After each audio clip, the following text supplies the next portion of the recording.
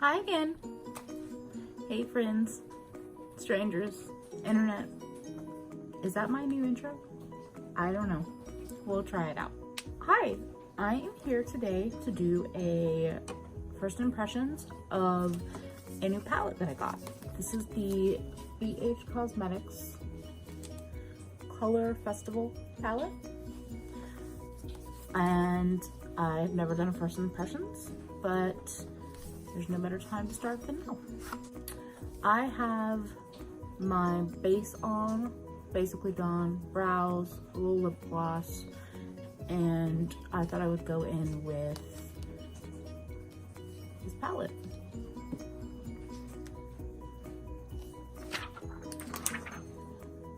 Useless. So, this is the palette. So last year when bhcosmetics came out with their festival palette, I really stared at that palette for so long. And I don't know why I never bought it. I think I just kind of rode the wave with YouTube and I was into it, and then just never really bought it. I don't know why I bought this palette. Probably I know why I bought this palette, because I never bought the festival palette and I decided that why don't I buy this one? So I don't really like dark shimmery shades. I don't use a lot of dark colors on my eyes, so that's like a fifth of the palette gone. Anyway, cats in the background. That's my life. But immediately I'm drawn into Haze, which is of course the packaging color. So I'm like all over the place. So to start, I got this like 2 days ago. I swatched it. I don't think the color story is all that cohesive, but I'm gonna play with it and decide what I want to do. Like, am I keeping it? Am I returning it? It is from Ulta, so I could return it. I'm not sure how I feel about this palette. Again, I've only swatched it, and when I swatched it, the pop color and these two mattes, Groove and Pop, were probably the ones that drew me in the most. So I think I'm going to go in with those. The shimmers seemed lackluster or a bit flaky, so I don't know how they're gonna perform. I'm dipping right into Pop. I know that this is a color kind of similar to what I work with in the Juvia's Place video, but it just swatched really nicely. It's also reminding me that I need to still play with the ColourPop purple palette more, because there's a matte in that palette that is really nice as well.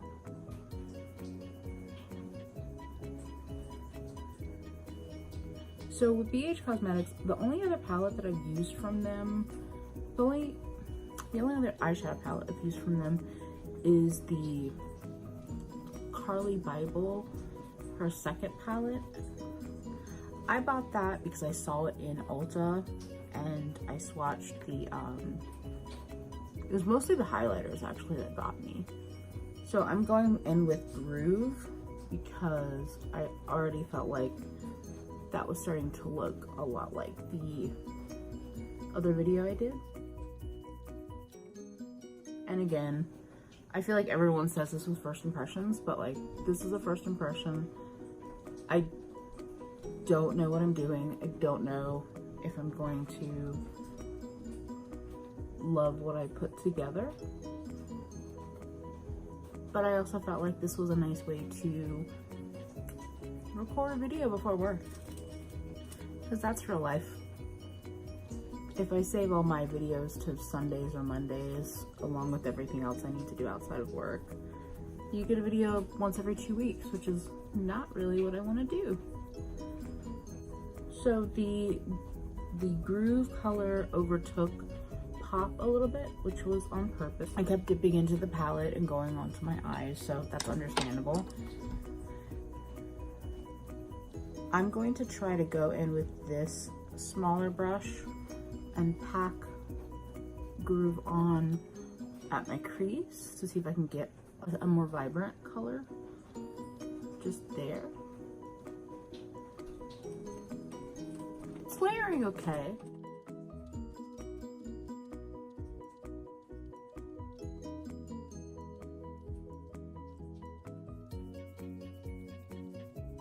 If you can't tell, I tend to go from 0 to 100 with colorful shadows every time I pick up colorful shadows, which is every time I pick up makeup. And because of my eye shape, I tend to go straight into putting it all over, like crease to brow bone. I know that's not everyone's cup of tea, but that's how I do it.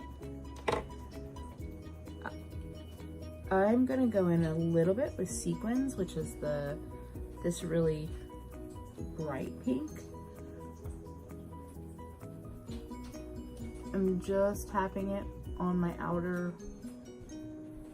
like, third of my eye, right at the crease. I'm also trying to be better about not having things in front of my face, because when I was looking through some of my footage from the last video, a lot of it was covered with my palette.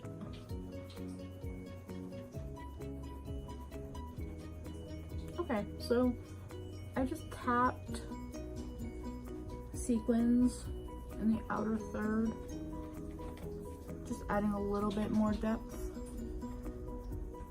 right there. And that's probably all I'm doing on this area of my eye. My safe bet always is to do a shimmer or 2 shimmers across the lid. And now the debate is, what do I want to put there? So I was super drawn to Hollow, but when I swatched it, it was garbage. It looked really bad, which makes me want to play with it because I want to see if I can make that work. Because it's really pretty. So I wish that they had changed one of these like boring neutrals into a shimmery pink that was like deeper than this and less orange than this. That I feel like would have paired really well with these two, with Pop and Sequins. They did not do that though, so let's see what happens. I've been watching, getting really into Kinky Sweat, Alicia. I don't know, I've been watching her videos a lot. I love how long they are because I can like lay down in bed and have her playing. And I feel like I've picked up perhaps some of her idiosyncrasy. I feel like I picked up some of her idiosyncrasies. Okay. I feel like I picked up some of her quirks in terms of like when she zooms in, how she has the music playing and looks at the camera all funny. I don't know. I've been really enjoying her. So I put down NYX glitter glue. I'm trying to pick this blue up with a brush because I'm really trying to start with brushes first before my fingers because it would be nice to use brushes for shimmers. And it's applying actually quite nice.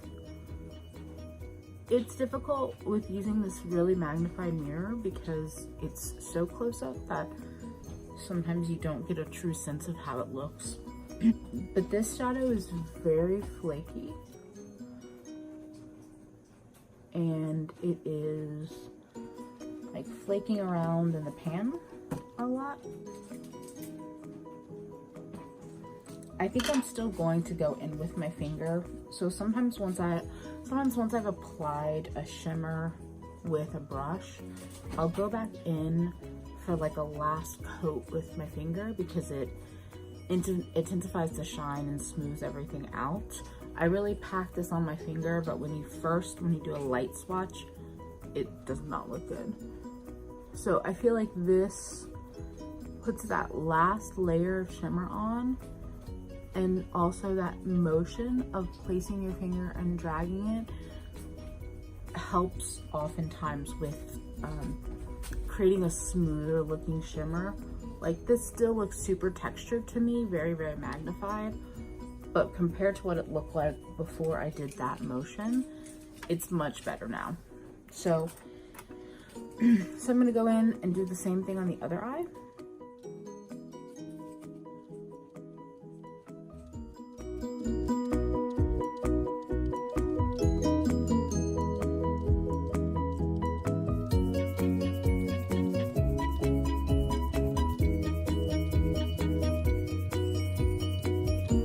If you tried to go in with this without glitter glue, you would be super disappointed.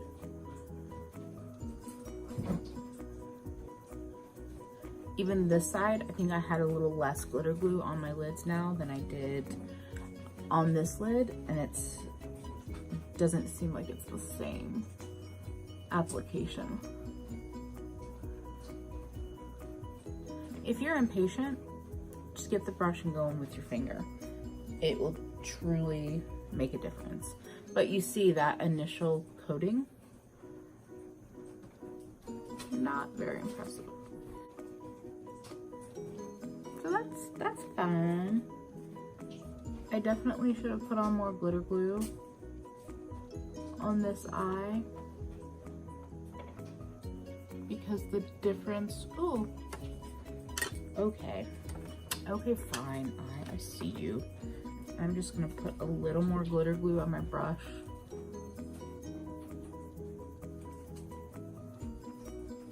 Tap it over the lid. Being super messy today, shocker. And go in with more shadow. And I feel like that's a little bit more consistent from one eye to the other.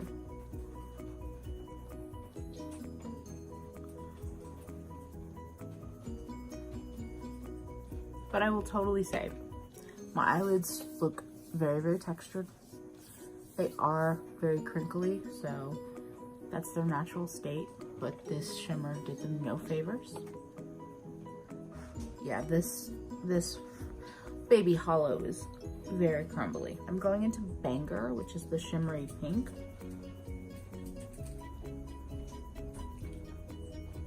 But it's pink with a lot of gold in it. I remember that now from the swatches. So I think I'm gonna top it with Disco.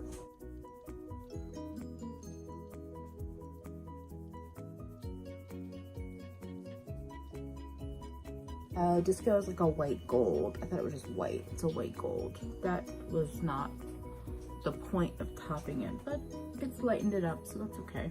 I am going to try to layer a matte over the shimmer to see if it can blend a little bit more.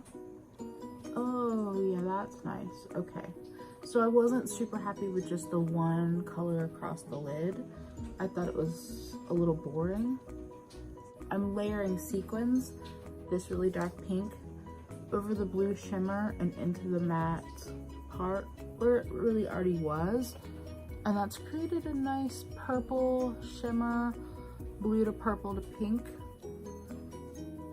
That makes me feel a little more complete with an eye look rather than just the one shimmer that doesn't have any connection.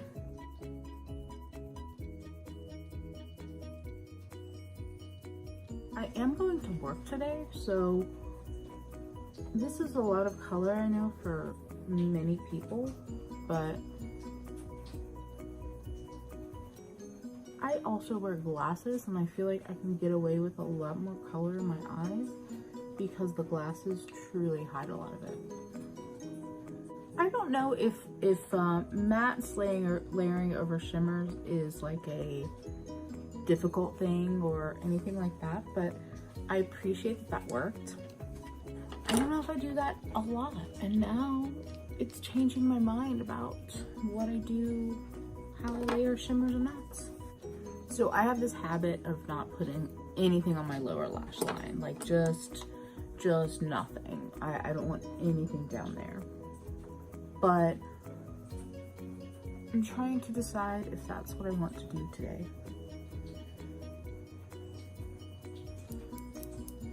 I also need to get my ass out the door, so I need to not sit here and think for too long. To be honest, I'm just not that I'm not, I don't hate this palette, but the amount of time that I'm sitting here trying to figure out, should I put something on my lower lash line? What color should it be? Blah, blah, blah. Like, that's not a great sign for me. Not that I'll never use this palette, but